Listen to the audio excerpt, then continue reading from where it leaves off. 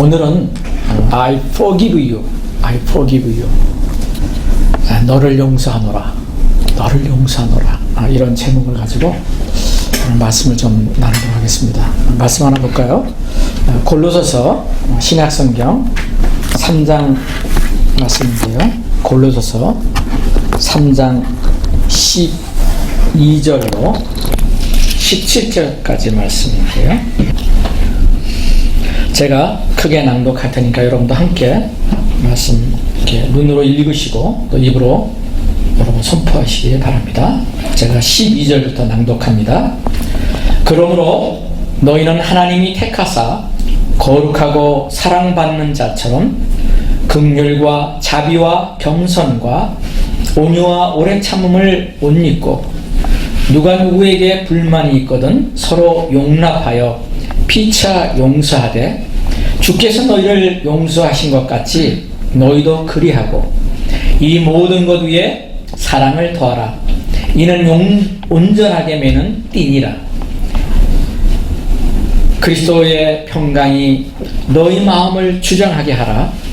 너희는 평강을 위하여 한 몸으로 부르심을 받았나니 너희는 또한 감사하는 자가 되라.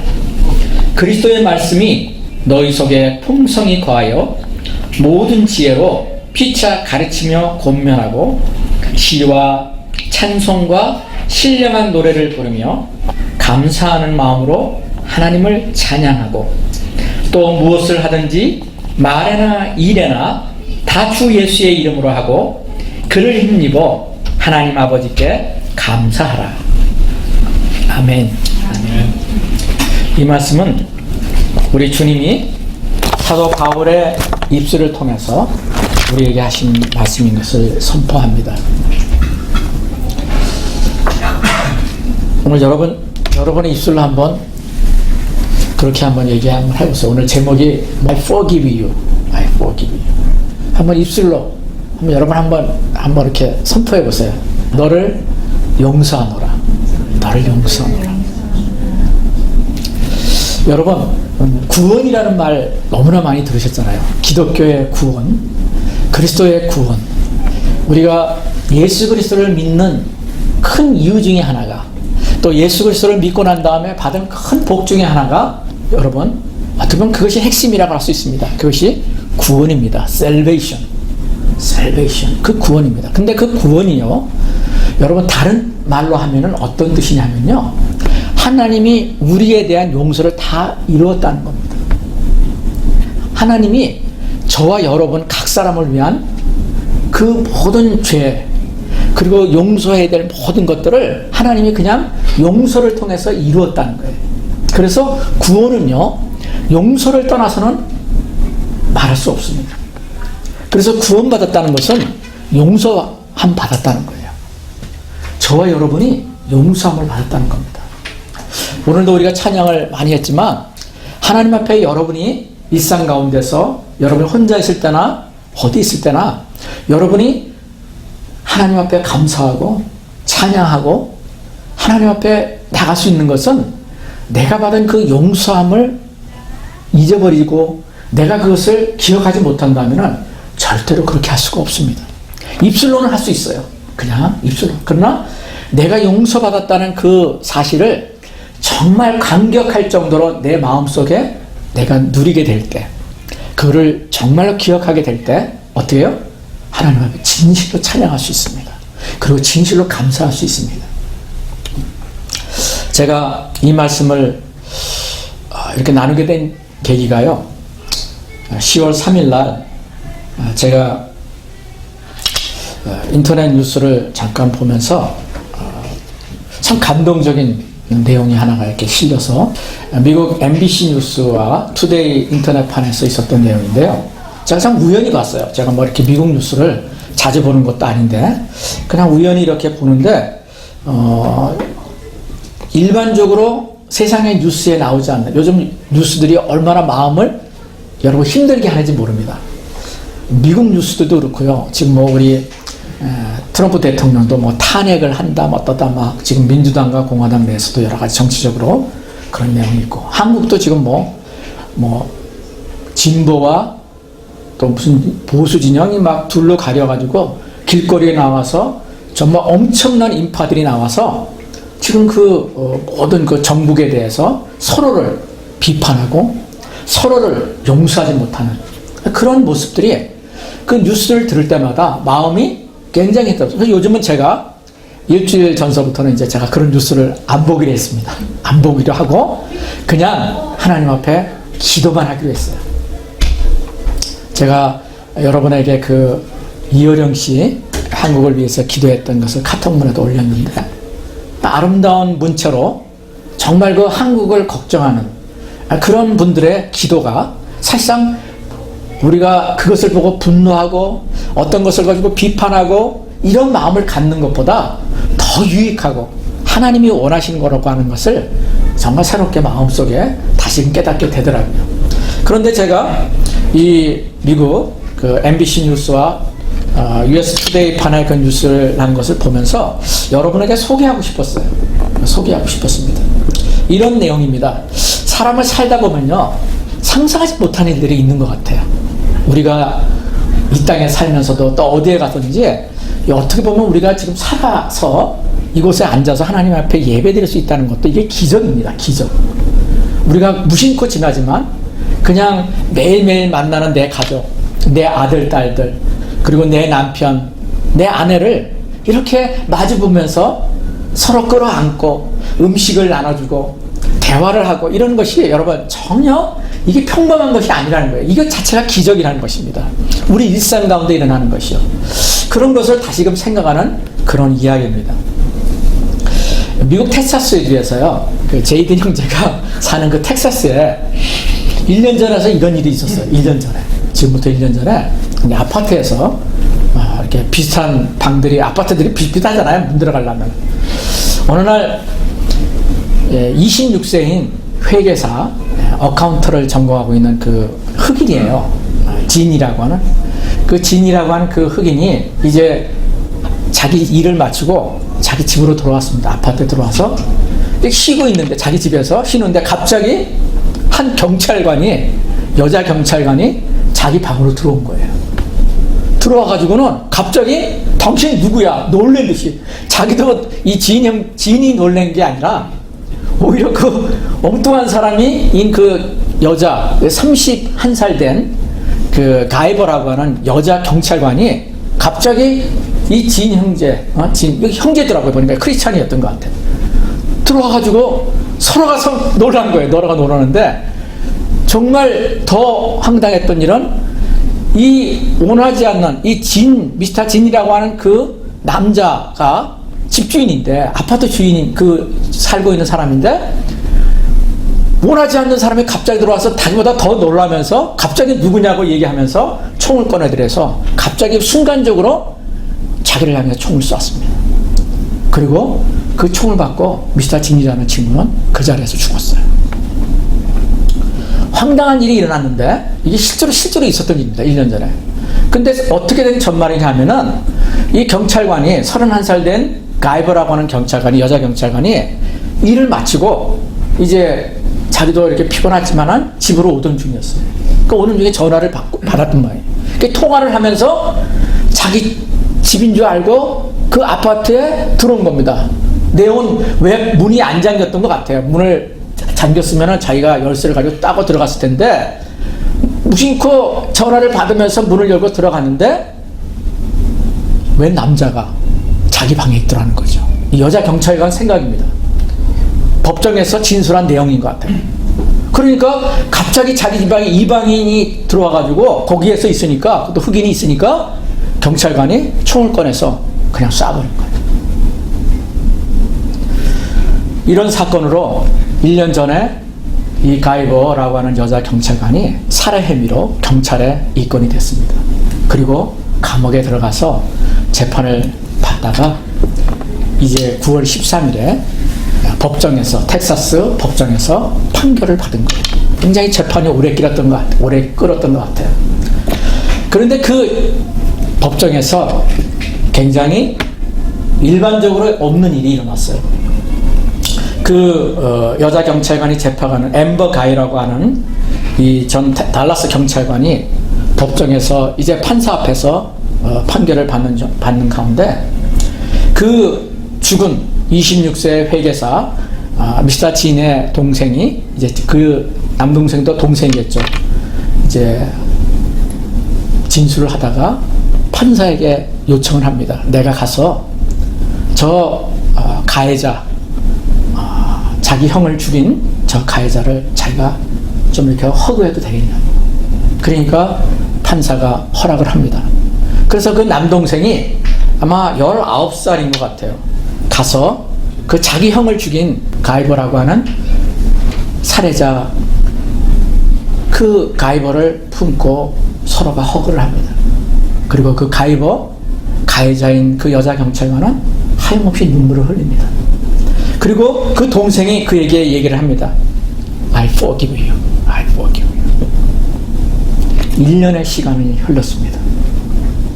이것이 이제 뉴스에 다 나온 겁니다. 그런데 제가 이제 왜 이런 내용이 있나라 백그라운드를 좀 이렇게 다른 그 내용들을 좀 서치해 보니까 이 가이거라고 하는 엠바 가이거라는 그 여자 경찰관이 지금 말씀드린 대로 그런 사건을 통해서 순간적으로 자기를 방어한다는 생각으로 가지고 있던 총으로 그 미스터 진을 자기 집에서 쉬고 있는 그 사람을 그냥 살해를 한 겁니다.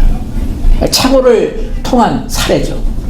정말 어떻게 보면 이해될 수 없는 일이 일어났던 것인데 그 죽은 진의 그 형제 자매들 그리고 부모님들은 얼마나 황당했겠습니까? 나름대로 회계사 정도의 그 잡을 가지고 26세 일을 하던 사람 상당히 그 똑똑하고 전도가 있는 그런 사람이 아니겠습니까? 그런데 그런 일을 가족들은 1년 동안 지옥 같은 시간을 보냈다고 얘기를 하고 있는 것 같아요. 그 어머니가 인터뷰를 하면서 그렇게 얘기를 합니다. 이 투데이지의 기자에게 얘기를 하는데 어떻게 오늘 당신의 아들이 형을 죽인 저 가이버를 향해서 그렇게 얘기를 하면서 포옹을 할 수 있었습니까? 하고 그 어머니에게 물으니까 그 어머니가 이렇게 얘기합니다. 나는 브란트 진이라고 하는 그 죽은 형의 동생이에요. 오늘 오후에 한 일은 가서 그 가이버 경찰관을 끌어안고 I forgive you라고 한 그 행위를 얘기합니다. 자신을 치료하고 작년 한 해 동안 그 안에 쌓였던 것들로부터 벗어나는 것이라고 나는 생각합니다. 엄마가 얘기하는 거예요. 그러니까 1년 동안 얼마나 그 동생이 죽은 형을 원통이 하며 힘들어 했는가를 이 어머니가 한마디의 말로써 그 기자에게 얘기를 한 거예요. 그래서 우리는 용서합니다. 어머니도 얘기를 합니다. 나는 그 가해자, 그 여자 경찰관을 나도 용서합니다. 그러나 하고 얘기를 합니다. 저는 용서가 책임을 온전히 면하고 그것을 무효화시키는 것이라고는 생각하지 않습니다. 이런 제가 이걸 번역을 해본 건데요. 그런 뜻인 것 같아요. 그러니까 그 내용은 제가 그 문맥을 볼 때 나는 그를 용서하고 내 아들도 용서한다고 얘기했지만은 그러나 그 가이버라고 하는 그 여자 경찰관이 자기가 한 일에 대해서는 어쩔 수 없이 그 대가를 치러야 됩니다. 그래서 그날 법원에서 그 판사의 판결이 어떻게 됐냐면 10년형을 판결했어요. 10년형을 선고했어요. 그러니까 10년 동안은 어떻게 감옥에 가서 살아야 되는 거예요. 그러니까 이 경찰관을 향해서 보면은 그 법정에서 이 상황을 보니까 굉장히 많은 방어 변호사, 그러니까 변호사들이 굉장히 많이 있었어요. 그래서 변호사들도 놀란 겁니다. 어떻게 이런 일이 있는지를 기자들한테 얘기하면서 그 변호사들도 이렇게 얘기를 하더라고요. 그 토비 쇼크 그 변호사 구티 에레스에게 그는 그렇게 얘기를 하더라는 거죠. 그는 우리가 어떻게 치유해야 되는지를 그의 은혜와 용서로 보여준 것이라고 생각이 됩니다. 그래서 이 판결에 화가 난 사람들도 그의 모범을, 그러니까 그 어머니와 그 동생의 모범을 따를 수 있기를 우리도 소원합니다. 변호사들이 그렇게 얘기하는 거예요. 어머니 역시 그 가이버라고 하는 판결받은 그 여자 경찰관을 깨어나 주었고 그녀에게 그 어머니가 가지고 있던 그 굉장히 중요시하고 보았던 그 성경책을 선물로 건네주었다는 것을 보고 그 판사였던 캠프 역시 감동을 받았다고 그 기사에는 기록이 되어 있더라고요. 어떻게 보면 참 있을 수 없는 일이 일어났고 황당한 일을 당했지만은 문제는 그 황당한 일을 당한 그 경찰관과 그리고 어떻게 보면 경찰관도 황당한 거죠. 자기도 어떻게 이런 일을 했는지 얼마나 그랬습니까? 그러니까 법정에서 계속 판결하는 동안에도 그 여자 경찰관이 계속 흐느껴 울더라고요. 보니까. 그러니까 그것을 본 동생이 판사에게 요청을 하고서 가서 그를 끌어안고 I forgive you. 그걸 얘기한 겁니다. 저는 이 상황을 그려보면서요. 두 가지의 모습이 생각났어요. 하나는 I forgive you라고 하는 이 동생, 미스터 진의 동생인 이 동생도 그 순간에 그 1년 동안의 모든 아픔과 원망과 그 어려움이 아마 풀어졌을 거라고 저는 믿어요. 그 한마디에 I forgive you. 당신을 용서합니다. 제 마음 가운데 용서하는 것이 바로 내가 회복되는 것이라는 것을 성경에서 우리가 다 알고 있는 내용이지만 다시금 이 신뢰를 통해서 정말 경험하게 됐어요. 그래서 제가 이 내용을 보면서 골로새 말씀과 이 용서에 대한 말씀들을 다시금 이렇게 보면서 오늘 다시 한번 이 마음을 나눠야겠다. 그리고 오늘 성찬을 제가 하면서 성찬은 제가 다시 한번 여러분에게 말씀드리지만 구원을 기억하는 거거든요. 근데 그 구원은 뭐예요? 하나님이 우리를 용서하신다고 하는 것을 선포하는 거예요. 내가 너희들은 도저히 용서받을 수 없는, 너희들은 죽을 수밖에 없는 그런 자들이야. 너희들은 심판을 받아야 될 지옥에 갈 사람들이야. 그런데 주님은 이런 우리를 어떻게 해요? 불쌍히 여기셔서 우리를 용서하시러 오셨다는 거예요. 그 용서하러 오신 분을 위해서 하나님이 보낸 분이 자기 아들 예수 그리스도였다는 거죠. 그 아들을 보내서 도저히 용서할 수 없는 그 일을 어떻게 해요? 하나님이 그 아들 예수 그리스도가 십자가에 못 박혀 돌아가심을 통해서 너희들을 용서받을 수 없는 너희들을 나는 용서한다. I forgive you. 하나님이 먼저 우리에게 얘기를 하신 거예요. I forgive you. 이게 뭐예요? salvation이에요. 이게 구원이에요. 그런데 이 구원은요, 동전의 양면처럼 두 가지가 있는 거예요. 이 용서는요, 다시 말하면 두 가지가 있는 거예요. 하나는 내가 용서를 받은 거예요. 내가 용서를 받은 거예요. 그래서 오늘 이 예배에 참석한 저를 비롯해서 우리 모두는요, 구원을 받은 자인데 다시 말씀드리면은 용서를 받은 사람들이라는 말이죠. 이 엠버 가이버라고 하는 여자 경찰관이 사람을 원하지 않았지만 죽였어요. 그는 죄인이 됐어요. 그래서 10년형이라고 하는 것을 선고받은 죄인이에요. 1급 살인이거든요. 1급 살인. 그런데 10년형이면 굉장히 많이 감형이 된 거예요. 엄청 많이 감형이 된 거죠. 아마 판사가 이걸 참조했던 것 같습니다. 10년이라는 시간도 이 사람이 가서 형무소에서 정말 살아가면은 이것이 또 감형되고서 빨리 출소할 수도 있는 일이 굉장히 많답니다. 아마 그런 일이 있을 것 같아요. 그리고 어머니가 준 그 성경책을 통해서 성령님께서 어떻게 역사하실지 우리는 아무도 모르죠. 제가 이 기사를 보면서 하나님께 감사했어요. 하나님 이 심령, 이러한 용서를 한 이 진 형제들, 그 부모님들과 가족들을 축복하고, 하나님 용서를 받은 이 엠버 가이버 여자 경찰관, 이제 31살이잖아요. 감옥에 10년을 맞으면 41살이라는 나이가 돼가서 나올 텐데, 하나님 영혼이 정말 하나님을 만나서 그 용서받은 자로서 구원의 삶을 살아갈 수 있도록 하나님 이들을 축복해 주십시오. 이 마음이 기도가 되더라고요. 그러면서 나를 기억하게 되는 거예요. 아, 내가 이렇게 구원받은 자, 이 말도 안 되는 이 죄인을 하나님이 나를 이렇게 구원해 주셨구나. 이 생각을 하면서 이 구원에 대한 기쁨, 이 구원에 대한 즐거움을 다시금 선포하는 시간을 가져야겠다는 마음을 갖게 되더라고요. 한 면은 방금 말씀대로 내가 구원받았다는 거예요. 그리고 성경에서는요, 수많은 이야기를 통해서 이제 또 다른 동전의 한 면을 얘기하고 있어요. 그게 뭐예요? 다른 사람을 용서하라는 거예요. 다른 사람을 용서하라는 거예요. 누구처럼? 이 자기 아들을 이 정말 눈에 넣어도 아깝지 않은 이 26살에 이제 다 키워서 이제 자기 인생을 정말 멋있게 살아갈 수 있는 이제 자리를 잡은 그 아들을 말도 안 되는 일을 죽게 된 그 사건을 경험한 이 부모님들과 형제들은 용서하는 일을 보인 거예요. 우리가 매일매일 살다 보면요, 여러분, 정말 용서하지 못하는 일들이 얼마나 많습니까? 정말 저도 지금까지 인생을 살아보면요, 저도 다른 사람에게 용서받지 못할 일을 아마 나도 모르게 아마 했을 것이 엄청 많을 것 같아요. 왜냐면 우리는 잘 모르잖아요. 잘못한 일을 해놓고서 이것이 잘못한 일인지, 이것을 용서받지 못할 일인지 우리는 몰라요. 물론 아는 일도 있지만 우리가 모르고 지나가는 거예요. 다른 사람에게 상처를 줬는지, 상처 주는 말을 해서, 뿐만 아니라 행동을 해서 내가 다른 사람을 힘들게 했는지 우리는 깨닫지 못할 때가 너무나 많아요. 그런데 그 모든 행위들을 나도 다른 사람에게 했다는 것이죠. 그런 것을 보면서 내가 성경에서는 용서받았으니 너희도 용서하라.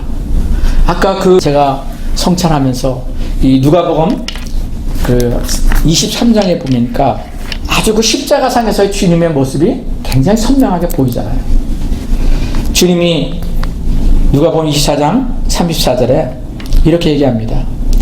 해골이라는 곳에 예수를 십자가에 못 박고 그 행악저도 그렇게 하니 하나는 우편에 하나는 좌편에 있더라. 그 예수님 십자가에 박힌 그 우편과 좌편에 강도 두 사람이 죄를 지고, 용서받지 못할 죄를 지고 십자가상에 동일하게 박혀 있었어요. 그런데 그 상황에서 로마 군병들이 예수님을 향해서 말할 수 없는 그 고통을 주고 있는 시간이었습니다. 그를 향해서 몸을 십자가에 못 박고 그 대못을 그 손과 발에 정말 받으면서 그 고통의 순간 가운데 그 패션 오브 크라이스트라는 영화를 보세요. 그 영화 속에서 그 모습대로 그 피를 흘리는 그 순간에 십자가를 완전히 세우는 모습을 기억합니다. 그리고 세워놓고 밑에서는 옷을 제비뽑기 해서 빼앗기 위해서 말도 안 되는 비방과 희랑을 하면서 예수님을 그렇게 십자가상에서 현장에서 있는 그 모습 가운데 예수님이 34절에 그들을 향해서 하나님께서 그 용서의 말씀을 선포하는 것을 보게 됩니다. 아버지여, 예수께서 이르시되 저들을 용서하여 주옵소서. 자기들이 하는 것을 저희가 알지 못하나이다. 예수님이 하시는 이 말씀은 주님이 십자가상에서 모든 것을 이루었다고 선포하신 그 말씀과 똑같은 내용이에요. 하나님이 십자가에서 이루었다는 그 내용은 하나님이 우리를 향한 구원을 이루신 내용을 얘기하는 것인데, 그것은 다른 말로 하면은 우리를 용서하신 이에 온전히 우리를 용서하신 그것을 다 이루었다고 하는 것을 선포하는 것과 같은 말이라는 것입니다.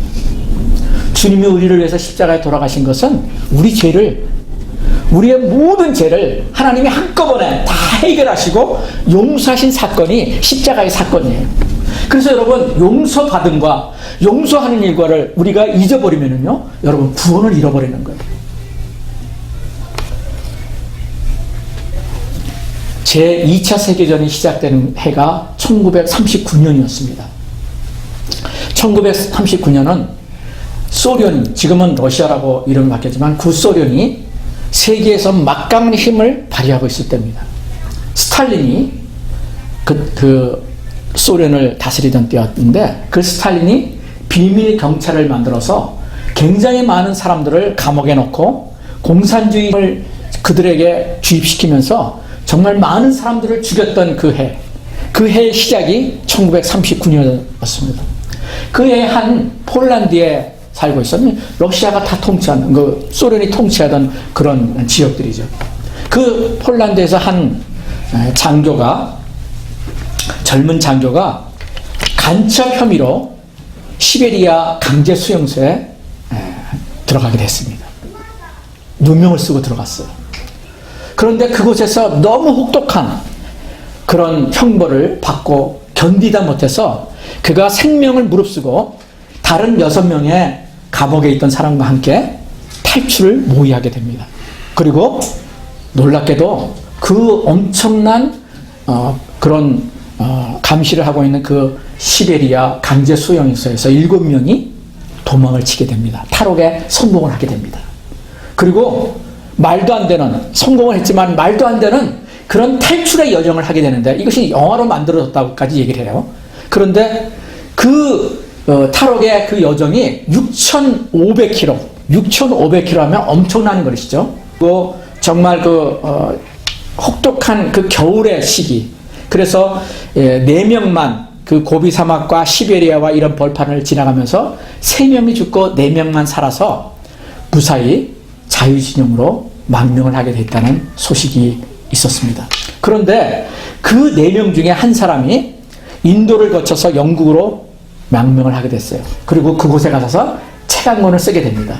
근데 그 책 내용 속에 굉장히 놀라운 내용이 간증이 되어 있다는 것을 제가 이 글로 쓴 것을 제가 보면서 그 젊은 장교가 생명을 무릅쓰고 도망을 친 그 이유를 그 책에서 결론으로 얘기를 하고 있어요.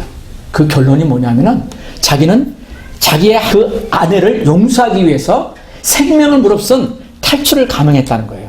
그게 무슨 뜻이냐 이렇게 봤더니 그가 정말 간첩 혐의를 무릅쓰고 감옥에 시베리아 그 강제 수용소에 들어가게 된 이유가 아내 때문이었다는 거예요. 그 아내가 당시 스탈린의 그 혹독한 공산주의 치하에서 붙들려 가지고 무서운 고문을 받으면서 거짓 증언을 할 수밖에 없었다는 거예요. 그래서 자기 남편이 간첩이 아닌데도 고문을 받으면서 남편이 간첩이었다, 그 실토를 해서 아내는 풀려나고 그 남편이 감옥에 들어가게 되었다는 거예요. 그런데 이 남편이 이 아내를 너무나 사랑했어요. 이 크리스찬이었던 것 같아요.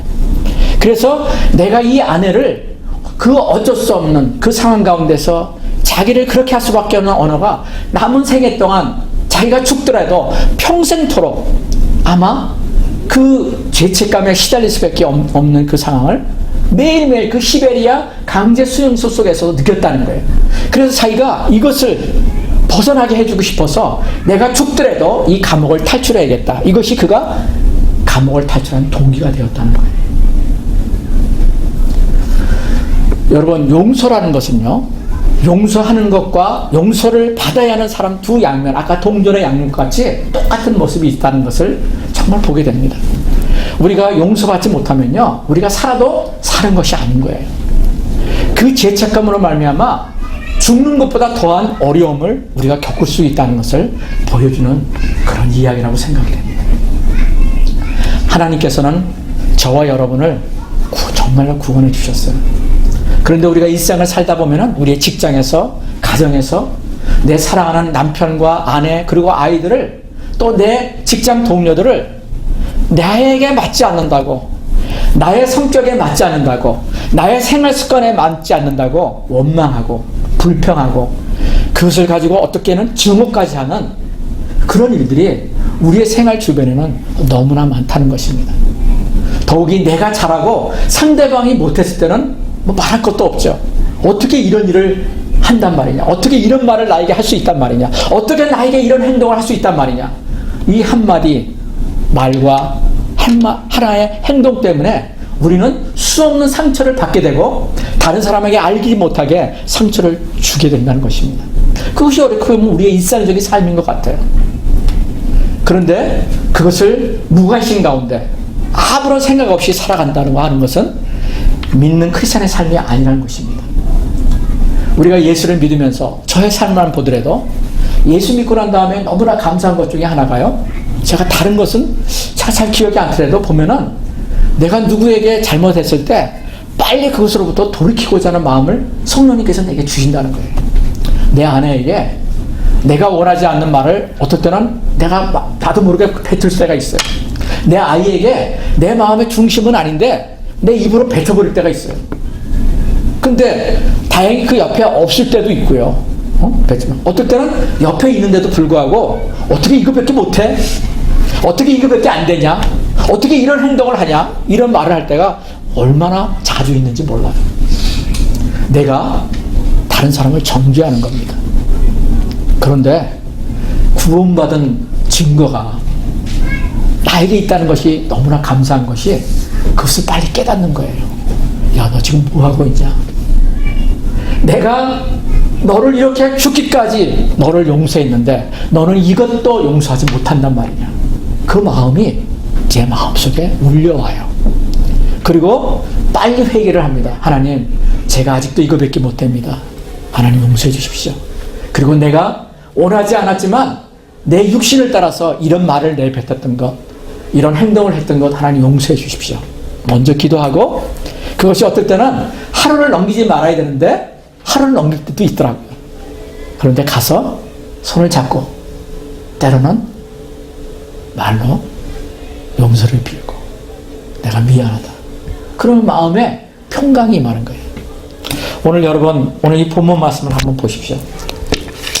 이 골로새서 3장 이 본문 말씀은요, 읽으면 읽을수록 우리 구원받은 우리에게 너무나도 많은 가르침을 주는 것 같아요. 그러므로 너희는 하나님이 택하사 거룩하고 사랑받은 자처럼. 여러분, 저와 여러분을 이 사도 바울이 성령의 감동하신 가운데 뭐라고 표현하냐면요, 하나님이 우리를 택하사 뭐라고 했어요? 거룩하고 사랑받은 자가 되었다는 거예요.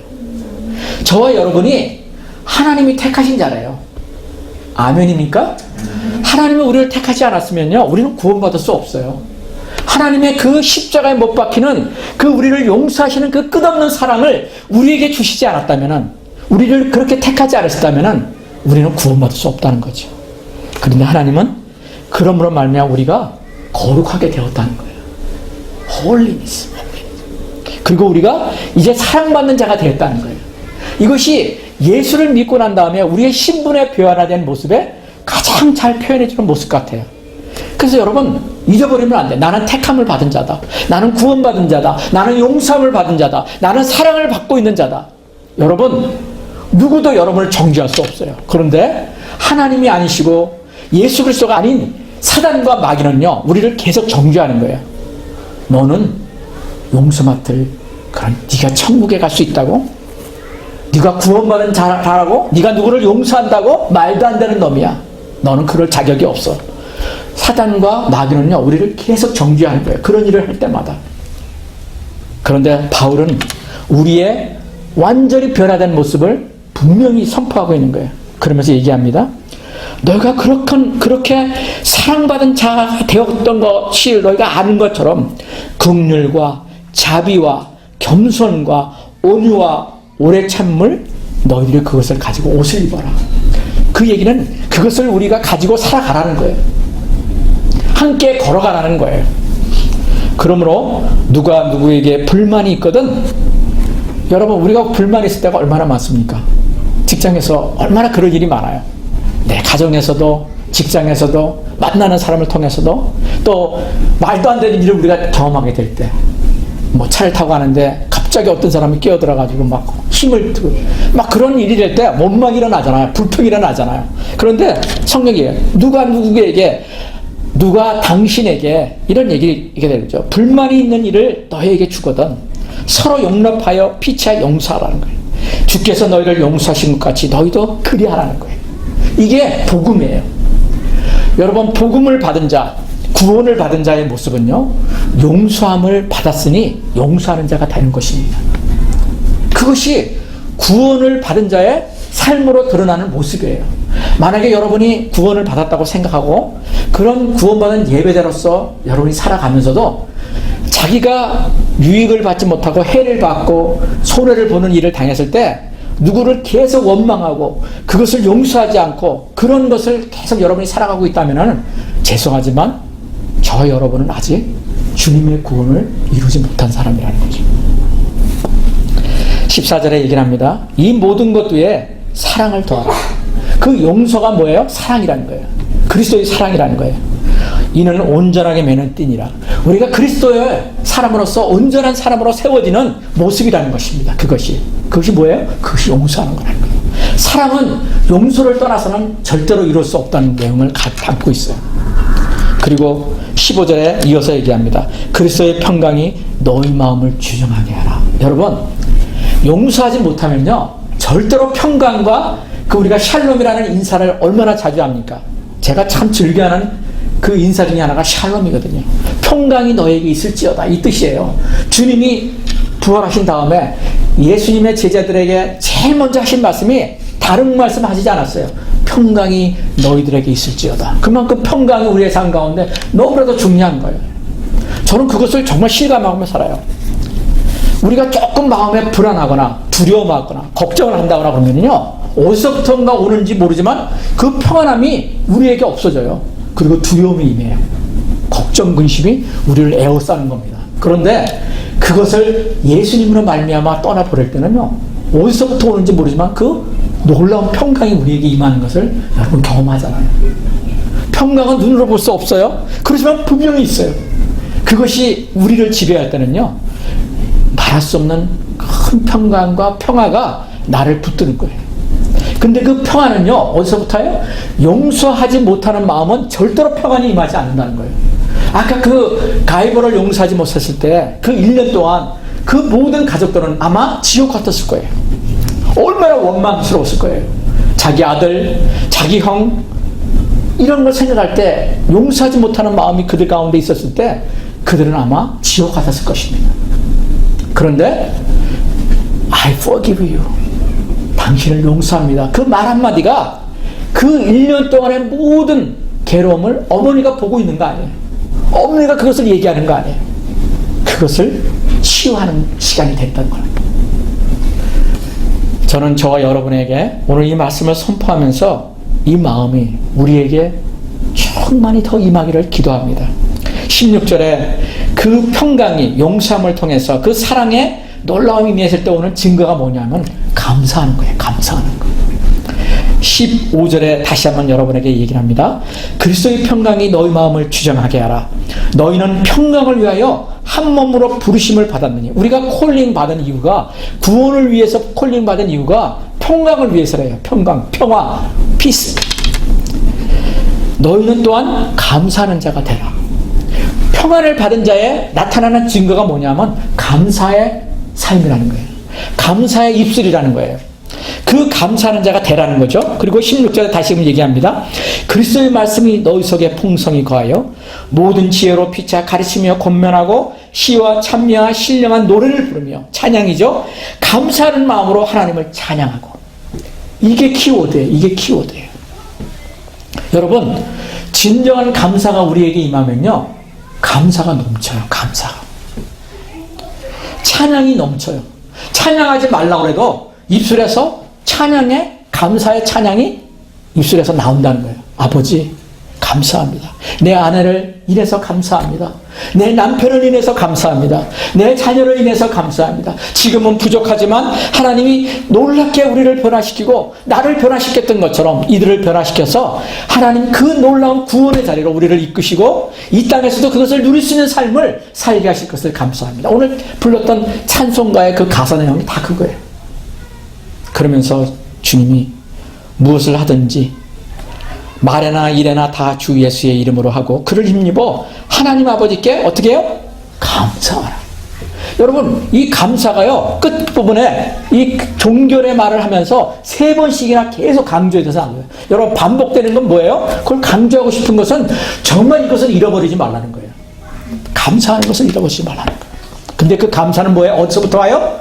우리가 용서받은, 예수님이 우리를 용서하신 것처럼 우리가 우리에게 용서를 받아야 될 그 사람을 말도 안 되는 그 일을 행했다 하더라도 어떻게 해요? 용서하는 거예요.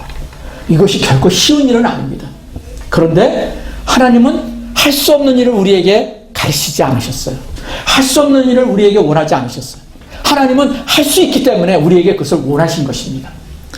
오늘 우리가 하나님 앞에 그렇게 정말 기도하기를 원해요.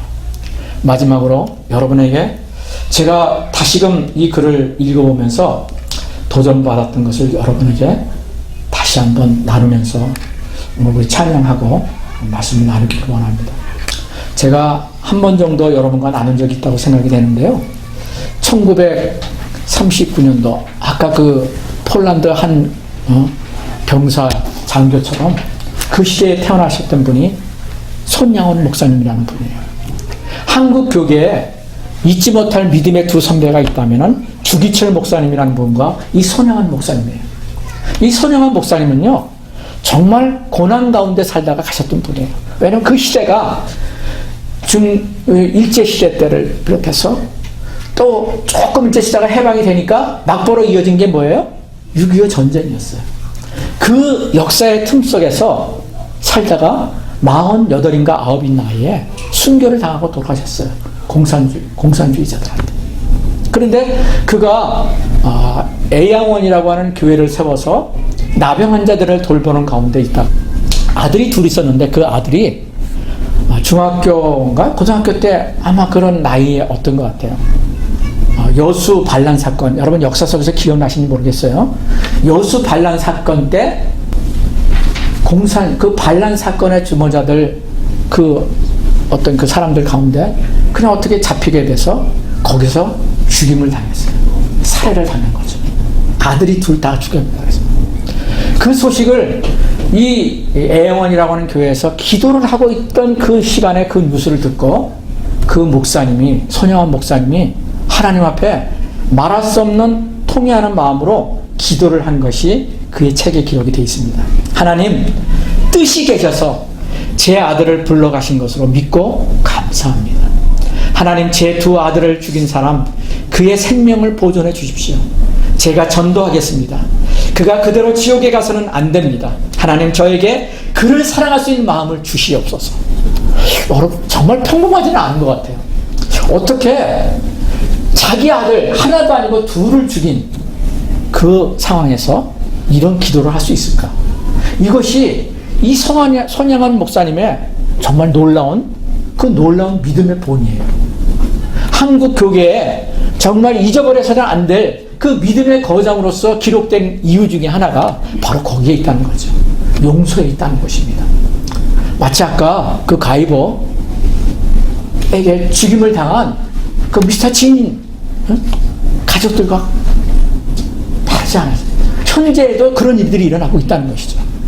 근데 그 아들을 보낸 이 손양환 목사님이 장례식장에서 순서에 답례라고 하는 것이 있었던 것 같아요.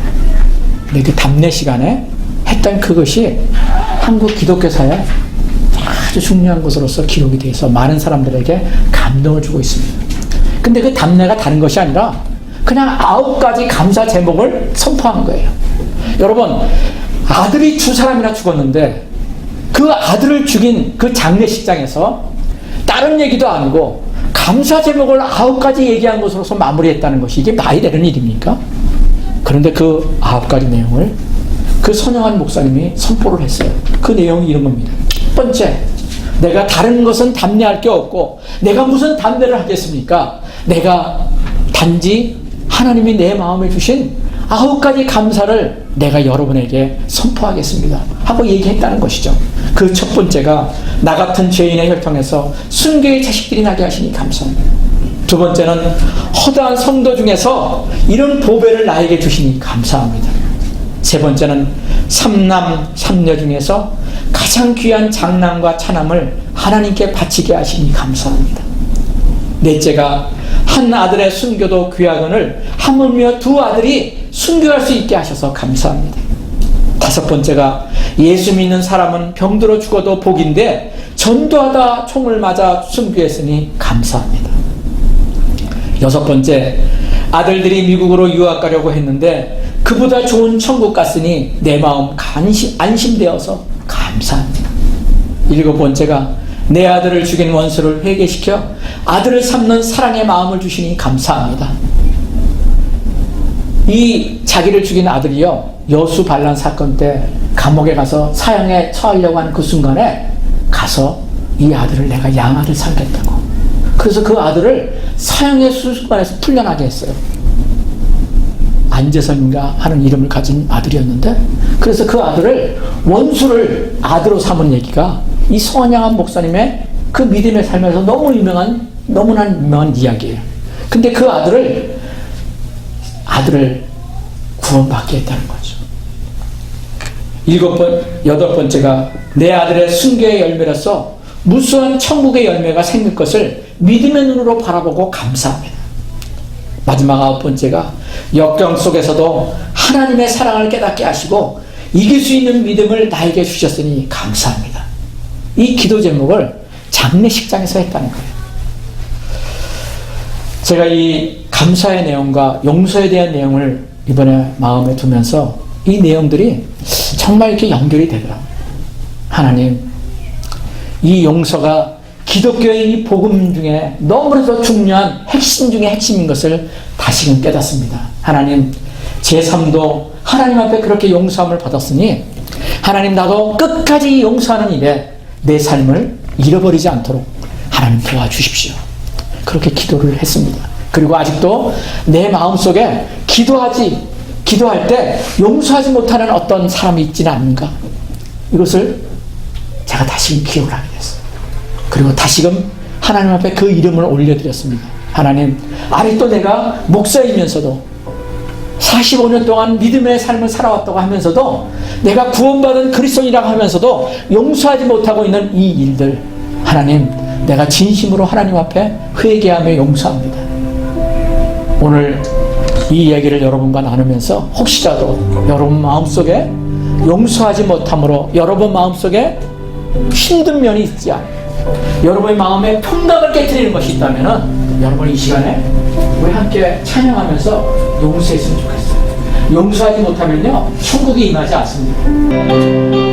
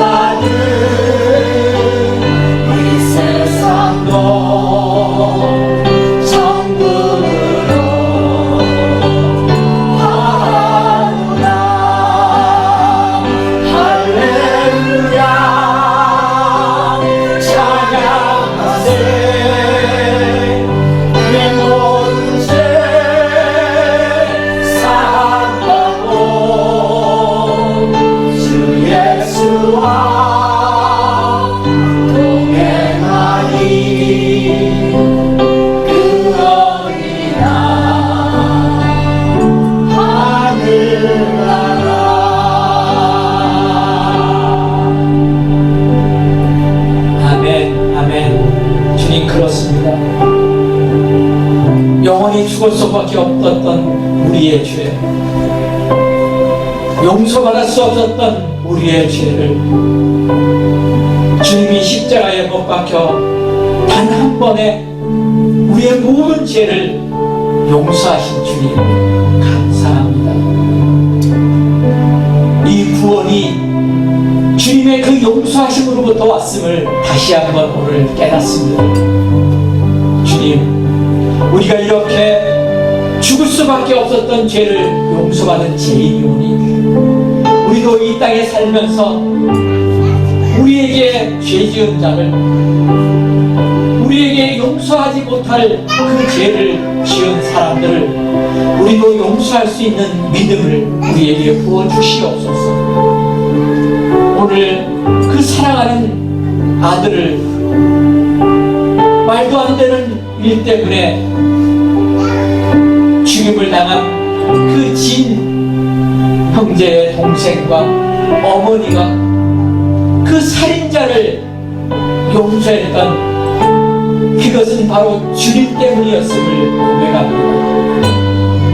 손영한 목사님이 두 아들을 그렇게 죽임을 당한 그 말도 안 되는 그 슬픔 가운데서도 그 원수를 주님의 말씀대로 용서하고 그 원수를 자기 아들, 양아들로 삼아서 구원받게 한 그 사실을 우리가 하나님, 우리도 우리의 생애 중에 이 용서를 우리의 은혜로 삼아 주님이 주시는 평강을 누리게 도와주시고 그 증거가 감사하는 삶으로 드러날 수 있도록 은혜를 베풀어 주시옵소서. 주님, 이 은혜가 우리 모든 예배자들에게, 저에게 부어지게 오늘도 은혜를 베풀어 주시니 감사합니다. 지금은 우리 주 예수 그리스도 은혜와 하나님 아버지의 우리를 향한 그 말할 수 없는 그 크신 사랑하심과 그 용서하심, 그리고 성령님이 내주 역사 교통하신 그리고 그 용서에 대한 신선한 기름 부으심이 오늘 평생을 용서받은 자로서 그리고 용서하는 자로서 살기를 간절히 소원하며 주님 앞에 평강으로 나아가는 우리 귀한 예배자들 한 사람 한 사람 위해, 그리고 우리 사랑하는 자녀선들 위해, 그리고 우리 가정 위해, 그리고 이 믿음의 공동체 위에 끝까지 그 은혜가 함께하옵시기를 우리 주 예수 그리스도의 이름으로 간절히 축복하며 기도하옵나이다. 아멘. 아멘. 주님 감사합니다.